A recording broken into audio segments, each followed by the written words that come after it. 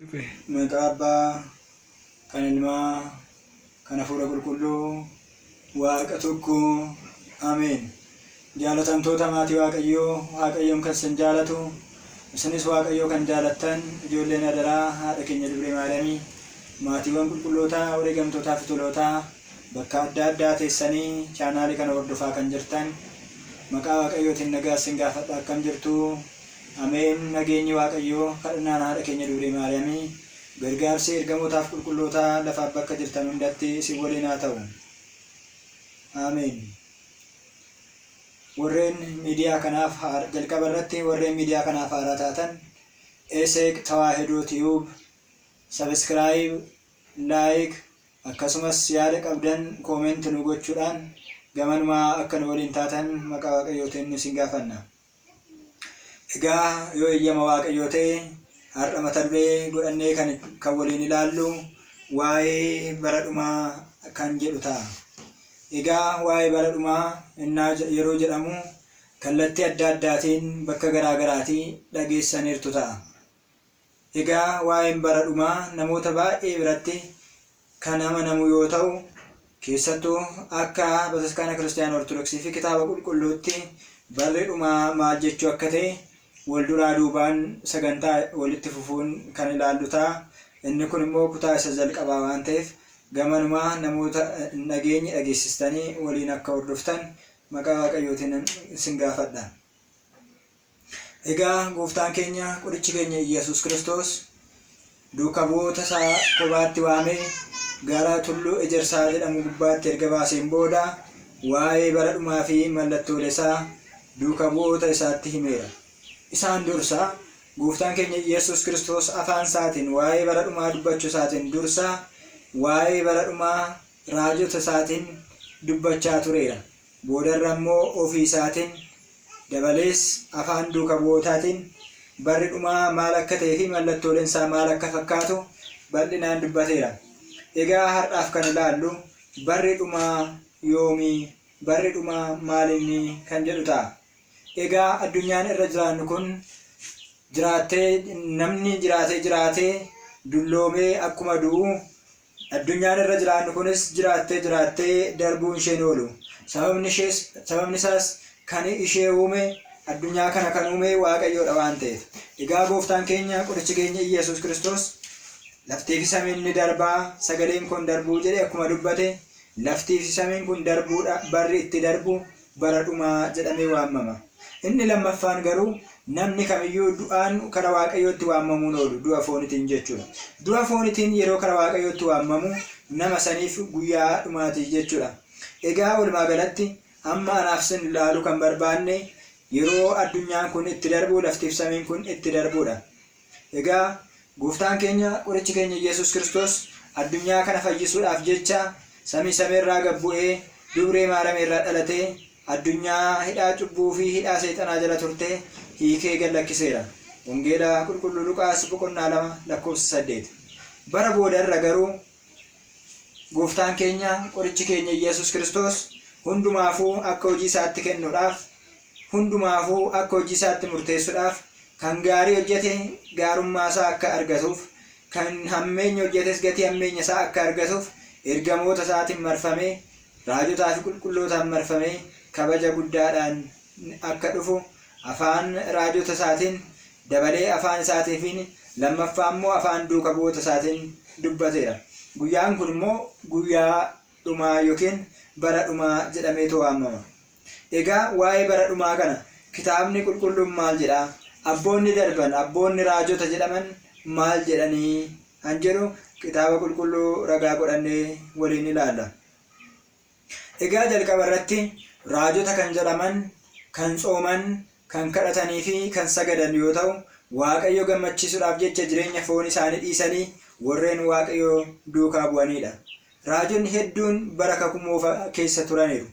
Egaa raajonni kun waa'ee dhufaatii gooftaa keenya qoricha keenya Iyyasuus Kiristoos kabajaan akka dhufu, ergamootaan marfamee kabaja guddaadhaan deebi'ee akka dhufu dubbataniiru.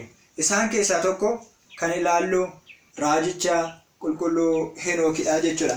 Qulqulluun Henook sanyii Addaam isa torbaffaa kan ture yoo ta'u, Raajichi Henook waa'ee bara dhufaatii gooftaa keenya Iyyasuus Kiristoos yookiin gooftaan keenya kabajaan akkamitti akka dhufu akkas jechuudhaan dubbateera. Raajicha Henook, kitaaba Raajicha Henook egaa boqonnaa 1:3-8 irratti akkas jechuudhaan raajichi kun dubbateera. Akkas jira. Dhaloota kanaaf miti, dhaloota boodarra dhufuuf malee qulqulluu fi sodaatamaa kan ta'e addunyaa kana kan uume bultoo isaatii ni dhufa. Tulluu Sinaarras ni dhaabbata. Hundumtuus ni arga. Ulfina guddaadhaanis samii irratti ni mul'ata. Ergamoonnis samii ni raasu. Hanga qarqara addunyaattis sodaatu ta'a. Kirkirri guddaanis isaan qabata. Gaarreen gurguddoonis ni rifatu. Tulluuwwanis gadi jedhu. Ho'arraan kan ka'e akka gagaa dammaatti ni baqu. Laftis ni liqimfamti. Wanti lafarra jiru hundinuus ni badaa jechuudhaan dubbateera.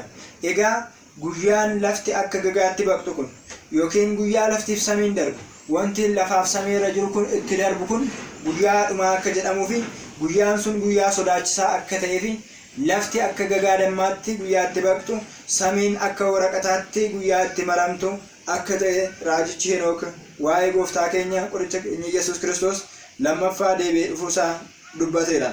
Inni kan biraa raajota keessaa tokko kan ta'e Daani'eel waa'ee gooftaa keenya Iyyasuus Kiristoos lammataa kabajaan dhufuusaa bal'inaan dubbateera. Egaa Daani'eel jechuun Waaqayyoon murteessaadha, Waaqayyoon abbaa murteetii jechuudha. Waaqayyoonis murteedhaaf akka dhufu kabaja guddaadhaan ergamoota isaatiin qulqulloota isaatiin marfamee akka dhufu akkas jechuudhaan dubbateera. Bara sana ijoollee Waaqayyootiif kan dhaabbatu ergamaan guddichi Mikaa'el ni ka'a. Erga uumamoonni lafarratti uumamanii kaasee hanga bara sanaatti rakkina ta'ee hin beeknetu ta'a. Bara sana namni galmee irratti barreeffame hunduu ni fayya. Warreen biyyoo keessa mugan hunduu ni ka'u.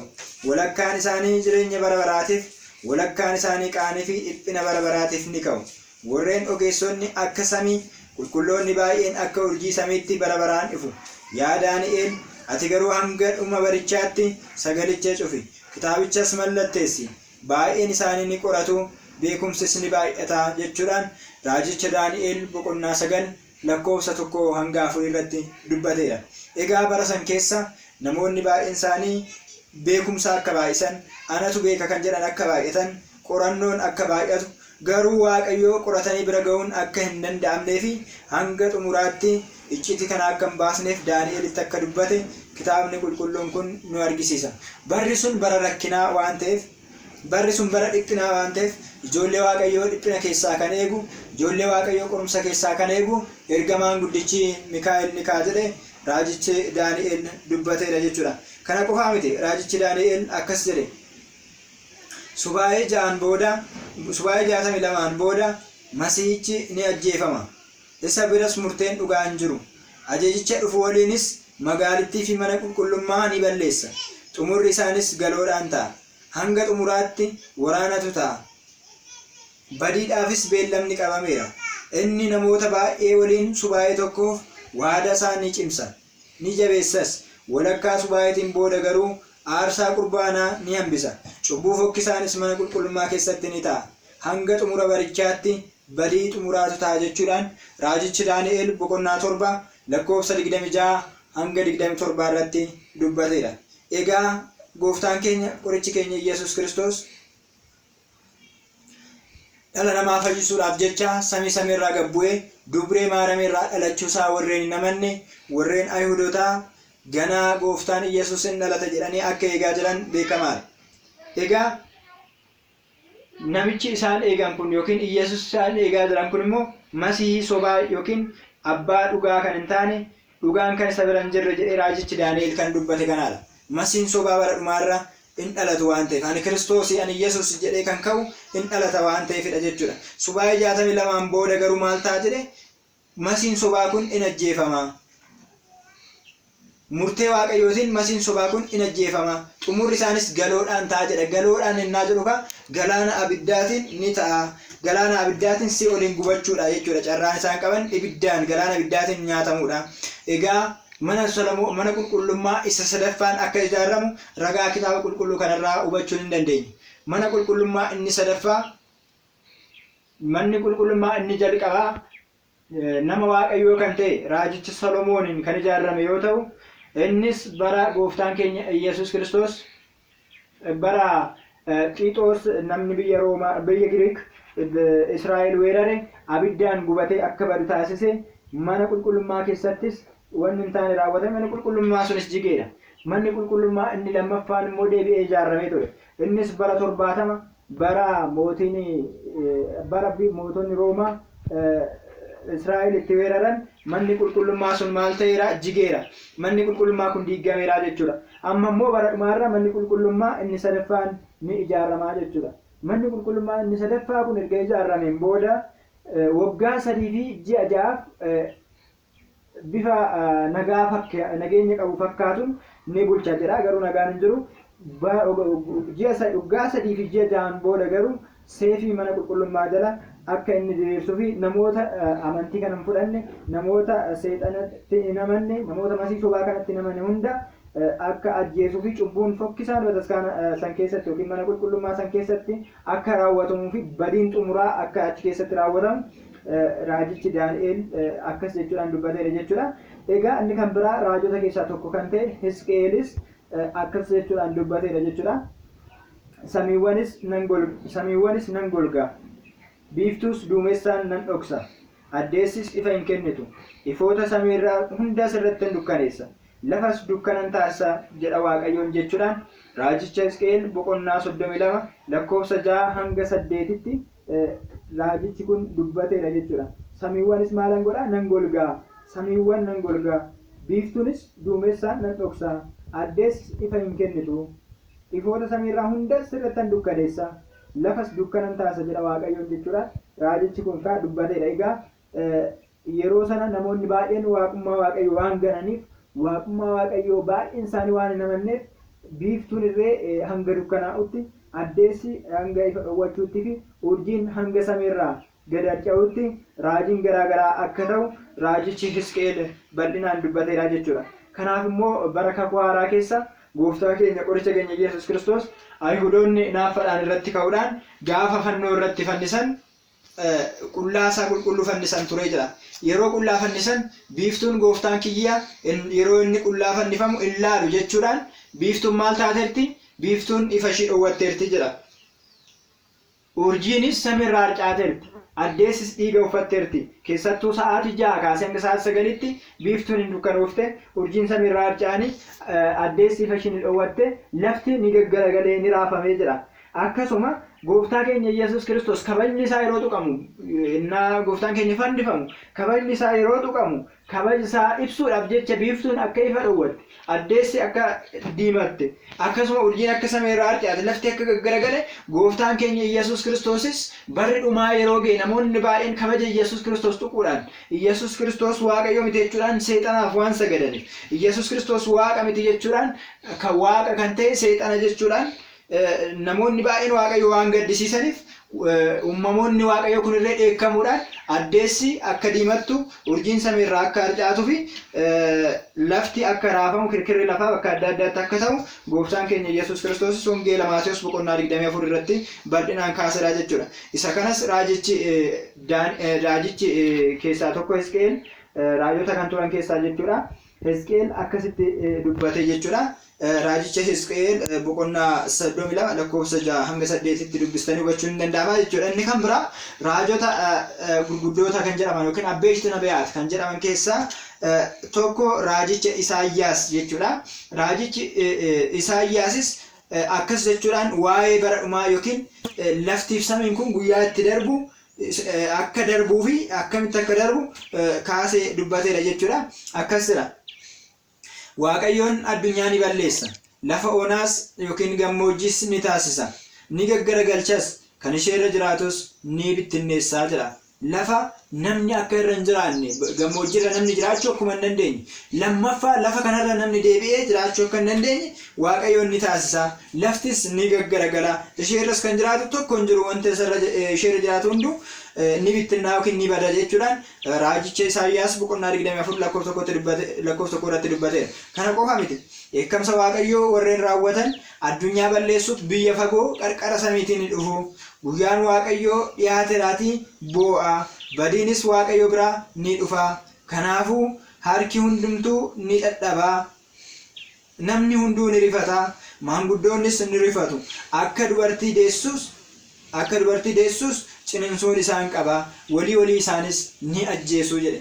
Egaa yeroo sana gooftaan keenya Yesuus Kiristoos ergamoota baay'ee qarqara samiitii fidee akka dhufu yeroo sana immoo namoonni cubbuu hojjetan, namoonni balleessaa hojjetanii gaabbii hin galle akka dubartii da'uudha jettu, akka dubartii ciniinsuun qabeetti yeroo isaan dhiphatan akka dhufu raajichi kun bal'inaan kaaseera jechuudha. Kanaaf yeroon sun yeroo dhiphinaati jechuudha. Yeroon sun yeroo rakkinaati jechuudha. Ammas yeroo addunyaa kanarratti fi biyya keenya irratti wanta ta'u ilaalaa jirru baay'ee wanna nama yaaddessuufi jechi kitaaba qulqulluu kana wajjin bal'inaan kan deemudha. Walii isaanis kan ajjeesan ta'u, walii isaanis wal ajjeesu, walii isaanis dabarsanii wal kennuu jedhe. Kanaaf amma baraanaaf sin irra jiru kanarra walii wal ajjeesuun wal ajjeesunii fi dhiphinni guddaan addunyaa irratti bu'ee akka jiru walumaan argaa jirraa jechuudha. Ammas akkasuma jedhe raajichi kun kunoo lafittis duwwaa taasisuuf, cubbamootas balleessuuf, adabbii fi dheekkamsa cimaadhaan guutame guyyaan waaqayyoo ni dhufa. Urjiin samiis ifa hin kennu. Hojjettoonni samii hundi ifa ni dhowwatu. Biiftuunis akkuma baateen dukkanoofti. Urjiinis ifa ishee hin kennitu. Addunyaa hundumaa irratti dheekkamsa koo nan ajajaa jedha. Raajicha Isaayyaas boqonnaa 13 lakkoofsa 9 hanga 11. Egaa waaqayyoon dheekkamsa guddaa akka fidu. Dheekkamsa sanirraan kan ka'e waaqayyoon immoo kan dheekkamu uumamoota isaa hunda dheekkamsiisuudhaan, biiftuun akka ifa dhowwattu gochuudhaan, urjiin samiirraa akka harcaatu gochuudhaan akka ta'e raajota darbanirraas ilaalleerra jechuudha. Biiftuun akkuma baateen dukkanoofti, urjiinis ifa isheen kennitu jedha. Kanaaf guyyaan sun guyyaa rakkinaa, guyyaan sun yeroo dukkanaa, yeroon sun yeroo dhiphinaa waan ta'eef gamanumaa gaabbii gallee kara waaqayyootti deebi'uun barbaachisaa ta'a. Inni kan biraa afaan raajicha yookiin qulqullicha Daawitiin gooftaan keenya Yesuus Kiristoos lammaffaa akka deebi'ee dhufu dubbateera jechuudha. Innis akkas jedhe qulqullicha Daawit, kabajaan miidhagee Tsiyoonii ni dhufa. Waaqni keenya ifatti ni dhufa. Waaqni keenya hin callisu. Abiddis fuuldura isaatti ni boba'aa jedha. Faaruu Daawit boqonnaa 49 yookiin 50 boqonnaa lakkoofsa 1 hanga 4 irratti raajichi kun akkas jedhe dubbateera jechuudha. Kabaja guddaadhaan miidhagee waaqayyoon ifaan ifatti Tsiyoonii ni dhufa. Ibiddis fuuldura isaatti boba'a, innis hin callisu jechuudhaan gooftaan keenya Yesuus Kiristoos dubbateera jechuudha. Tsiyoon kan jedhamte Tsiyoon kan jedhamte teessoo waaqayyoo kan taate Tsiraariyaam jechuudha. Teessoo Sillaasee kan taate Tsiraariyaami waaqayyoon kabaja guddaadhaan miidhagee ergamoota isaatiin marfame ni dhufa. Ifaan ifatti osoo namni hunduu isa laalu, addunyaan osoo isa arguu dhufa. Dhokatee miti kan dhufu jechuudha. Gooftaan keenya Yesuus Kiristoos ifaan ifatti addunyaan kun osoo isa argitu kabaja guddaadhaan ni dhufa jechuudha. Yeroo dhufu immoo hin callisu. Fuuldura isaattis maaltu ta'a jedhe ibiddatu boba'a jedhe. Ibidda kan jedhame murteedha. Waaqayyoon ibidda isaa jalaa nu haa baasu. Ibidda kan jedhame murteedha jechuudha. Murtee guddaa qabate, ibidda qabate, murtee kana qabate waaqayyoon kabajaan akka dhufu raajichi kun dubbateera jechuudha. Inni kan biraa raajicha Mikiyaasiin jechuudha. Raajicha eenyudhaan? Raajicha Mikiyaasiin. Kunoo guyyaan akkas jedheera raajichi Mikiyaasiif. Kunoo guyyaan akka ibiddaa midjaatti nama gubu ni dhufa. Warreen of tuulanii fi warreen cubbuu hojjetan hunduu huubanii ta'u. Guyyaan dhufus isaan guba. Hiddas damee isaanis hin dhiisu jedha waaqayyoon jedha. Raajicha Mikiyaas boqonnaa 4 lakkoofsa 1 irraa argachuun ni danda'ama jechaadha. Akka ibiddaatti guyyaan nama gubu maal ta'a? Ni dhufa. Warreen cubbamoota akkasumas warreen cubbuu hojjetanii gaabbii galan waaqayyoon maal hin godhu jedhee ibidda isaanitti qabsiisa. Hiddi isaanii nafu, jirmi isaanis hin hafu, sanyiin isaanillee hin hafu, hunduma isaanii balleessa jedheera Waaqayyoon jechuudhaan raajichi kun dubbateera jechuudha. Kanaaf anaaf sinis yeroo Waaqayyoon kabajaan itti dhufu, yeroo Waaqayyoon ulfinaan marfamee ergamoota isaatiin marfamee itti dhufu dhiyaateera waan ta'eef guyyaa sana akka ibidda midijjaatti akka hin gubanne gamanumaa gaabbii galuudhaan kara Waaqayyootti deebi'uudhaan Waaqayyoo gammachiisuudhaan Waaqayyoo dhiifama gaafachuudhaan deddeebi'uun barbaachisaa akka ta'e raajicha kanarraa hubachuu hin dandeenya jechuudha.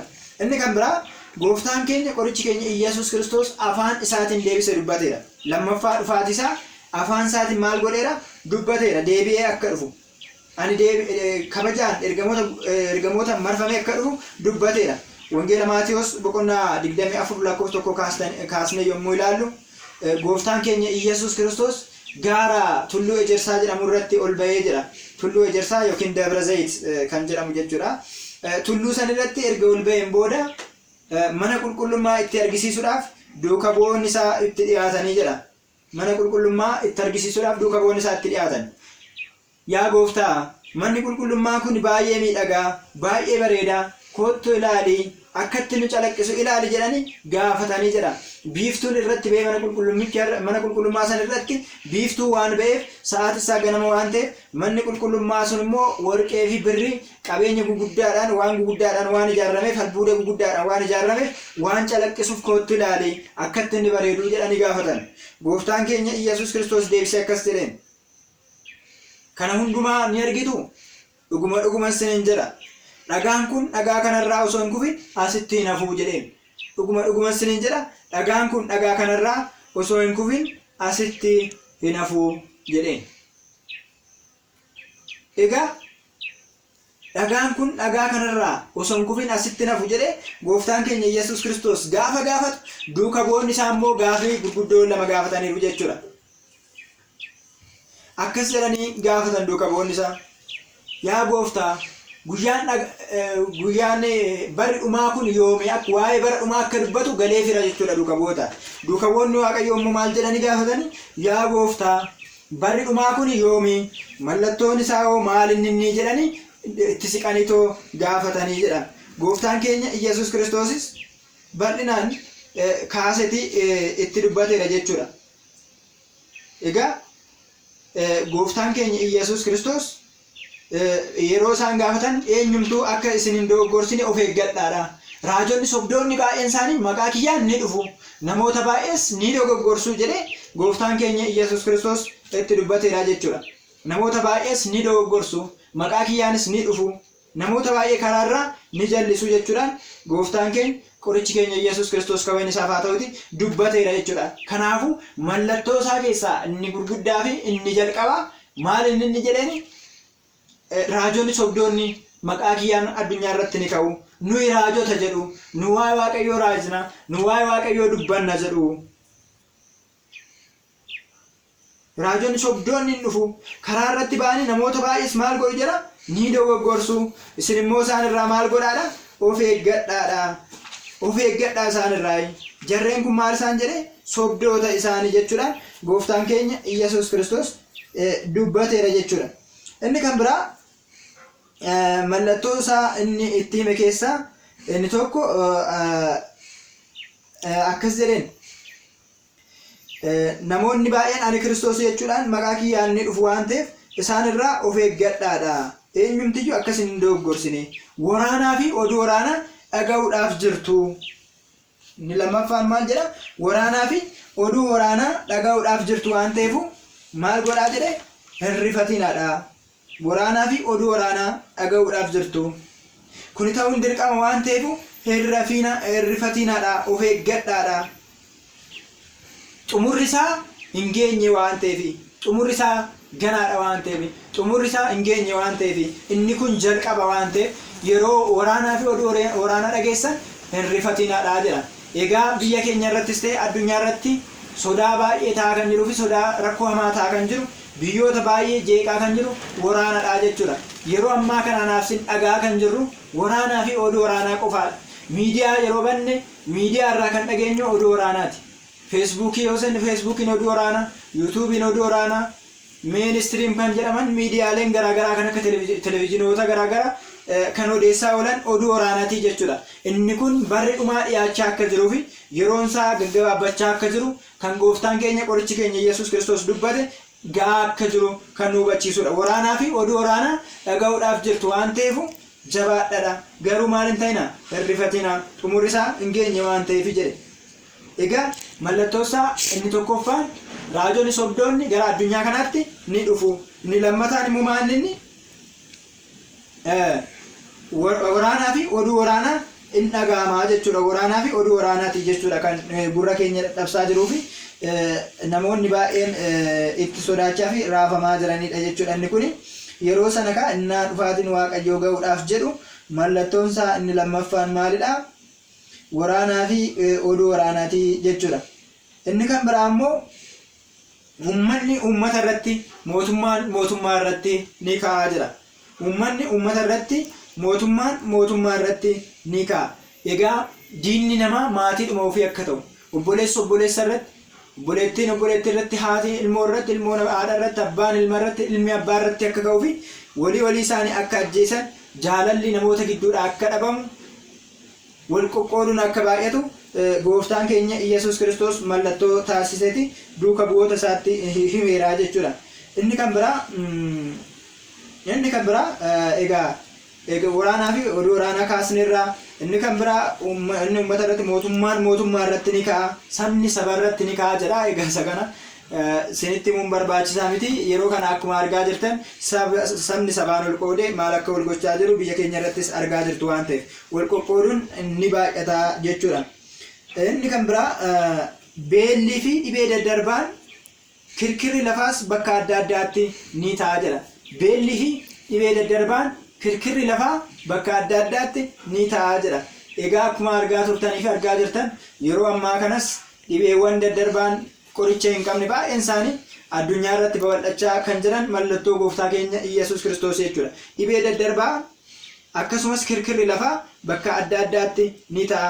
Beellis hongeenis bakka adda addaatti ni ta'a jedha. Isa kana egaa bal'inaan argaa jirra jechuudha walumaani. Kanaaf gooftaan keenya Yesuus Kiristoos kan dubbate hundisaa ta'aa jira, dhiyaachaa jira jechuudha. Yeroo sanaa jedha baay'een isaanii amantii isaanii ni jijjiiru jedha.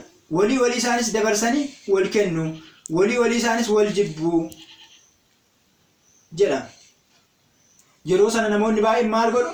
Amantii isaanii ni jijjiiru, walii isaanii dabarsanii du'aaf wal kennu. Egaa amma namoonni baay'een yeroo nu ilaalaa jirrutti amantiitti waan seenaa jiran nutti fakkaatu malee namoonni baay'een amantii keessaa ba'a. Namoonni baay'een amantii irraa fagaachaati kan isaan jiran. Amantii isaanii ni jijjiiru. Amantii isa dhugaa ta'e, amantii isa sirrii ta'e ni jijjiiru. Karaa amantii sirrii hin taanetti ni galu. Jijjiirraan amantii kirrii kutanii amantii ofii dhiisanii deemuun ni babal'ata jedhee gooftaan keenya Yesuus Kiristoos duuka bu'oota isaatti hime. Egaa yeroo ammaa kanas namoonni baay'een kirrii isaanii kutanii, namoonni baay'een amantii isaanii jijjiiranii bakka garaagaraatti amantii garaagaraatti seenaa kan jiraniif raajii waaqayyoon gooftaan keenya Yesuus Kiristoos dubbate kanatu irratti raawwachaa jira jechuudha. Walii isaanis dabarsanii du'aaf ol kennuu jedhe. Du'aaf dabarsanii ol kennu malee du'arraa wal hin oolchanii. Du'aaf dabarsanii walii isaanii maal godhanii ni kennu. Walii isaanis wal lolu. Raajonni sobdoonni baay'eenis ni dhufu jedhe. Raajonni sobdoonni baay'eenis ni dhufu. Raajota dhugaa miti. Raajonni dhugaa waa'ee gooftaa keenya Yesuus Kiristoos dhalachuusaa kan raajan kan akka raajicha Henook, kan akka raajicha Isaayyaas, kan akka raajicha Imbaaqoom, kan akka raajicha Ahaagee, kan akka raajota baay'een isaanii jiru. Erga gooftaan keenya Yesuus Kiristoos dhalate garuu raajiin biraa hin jiru. Raajiin Yesuus Kiristoos dhalachuu caalu hin jiru waan ta'eef. Ergasii raajonni dhugaa hin jiranii jechuudha. Raajonni ergasii ka'an hundi isaanii raajota sobduudha jedhan kitaabni qulqulluun. Egaa har'a baay'een isaanii raajota jedhanii mandara keessatti poostara laxxafanii maal gochaa akka jiran, akkamitti namoota amantii keessaa baasaa akka jiran walumaan ilaalaa jirtu jechuudha. Isaan kun raajota maali jedhamu? Raajota sobduudha. Isaan kun immoo baay'atanii ni ka'uu jedha. Namoota baay'ees ni dogoggorsuu jedha. Namoota baay'ees maal godhu? Ni dogoggorsu. Amantii keessaa ni baasu. amantii keessaa namoota baay'ee ni baasu jedhe. Dhuguma jarri kun maqaa Yesuus Kiristoosiin osoo kan waatanii maqaa seexanaa waamanii osoo deemanii namoonni isaan duukaa hin bu'u ture. Isaan duukaan bu'an waan ta'eef maqaa caalu maqaa gooftaa Yesuus Kiristoos qabatanii akka namoota baay'ee dogoggorsan bal'inaan dubbateera jechuudha. Egaa lolarraan kan ka'e jedha. Baay'ina lolaa, baay'ina jibbaa, baay'ina inaaffarraan kan ka'e jaalalli namoota gidduudhaa ni baddii jedha. Jaalalli namoota gidduudhaa maal taati? Ni baddii. Egaa yeroo ammaa kana walii keenya maatiin maatiidhaaf, biyyi biyyaaf jaalala qabaadhaaf. Walii keenya jaalala qabna. Wal jaalachaa jirra. Jaalalli namoota gidduudhaa maal taati? Ni baddii. Jaalalli jaalala sobaa taati. Afaaniin bichaa taati. Afaaniin sin jaaladha. Hojiidhaan garuu hin jiru. Jaalalli afaanitti ni galti. Jaalalli namoota gidduudhaas ni baddii. Kanan gadhumaatti dhaabbate garuu, kanan gadhumaatti cime garuu inni ni fayya jechuun gooftaan keenya Yesuus Kiristoos dubbateera jechuudha. Inni kan biraa warreen hin amanne yookiin warreen dhaga'anii kara dhugaatti deemuu hin dandeenye isaanitti akka murtaa'u wangeelli mootummaa Waaqayyoo kun addunyaa hundumatti ni lallabama, ni barsiifama jedha. Wangeelli erga barsiifameen booda xumuratu ta'a. Barri dhumaa kan dhufu ummanni hundi warri wangeela hin dhageenye, kan amantii hin qabnes kan amantii qabus, kan Kiristoositti amane jedhu kan Kiristoositti hin amannes hundi isaanii wangeelli akka bira ga'utti dursa wangeelli ni barsiifama. Wangeelli erga barsiifameen booda xumuratu ta'a jedha. Yeroo sana maal ta'a? Xumuratu ta'a. Egaa raajichi Daani'el kan dubbate, kanaan dura raajichi Daani'el waa'ee bara dhumaa kan dubbate ilaalleerra. Wanti xuraan bataskaana keessatti yookiin mana qulqullummaa keessatti akka raawwatu. Isuma kana immoo gooftaan keenya Yesuus Kiristoos irra deebi'ee gisee yeroo jabeessu akkasuma raajichi Daani'el kan dubbate ilmi badii yookiin masiin sobaa bakka qulqulluu taa'ee innaa argitan, yeroo argitan namni kitaaba kana dubbistan hubadhaadhaa jedha. Wanti xuraan mana qulqullummaa keessa gaafa gale, jibbi, hinaaffaan, hammeenyi, walajjeechaan gaafa bataskaana keessa gale, hojiin seexanaa gaafa bataskaana keessa gale, gaafa mana qulqullummaa keessa gale, namoonni kitaaba kana dubbistan hubadhaadhaa. Barri isaa bara dhumaa ta'uusaa, milikkita bara dhumaa ta'uusaa maal godhaadhaa? Hubadhaadhaa jechuudhaan raajichi Daani'el dubbateedha. Kan dubbate kan gooftichi keenya gooftaan keenya Yesuus Kiristoos irra deebi'eeti warreen dubbistan bara dhumaa akka ta'e hubadhaa jechuudhaan kaasedha. Yeroo sana warreen golba keessa jirtan kara tulluutti ol dheessadhaa jedha. Olaadheessanii jedha. Warreen golba keessa jiran kara tulluutti olaadheessanii. Kana jechuun warreen cubbuudhaan kufanii namaa gadi ta'an, warreen cubbuudhaan kufanii boolla cubbuu keessa jiraatan nissaa galanii gaabbii galanii kara tulluutti olaa ba'anii yookiin gaabbii galanii kara Waaqayyootti deebi'anii jechuu isaati jechuudha. Kanaaf anaafsinis warreen cubbuudhaan kufne kara Waaqayyootti deebi'uu fi gaabbii galuun barbaachisaa akka ta'e gooftaan keenya Yesuus Kiristoos dubbateera jechuudha.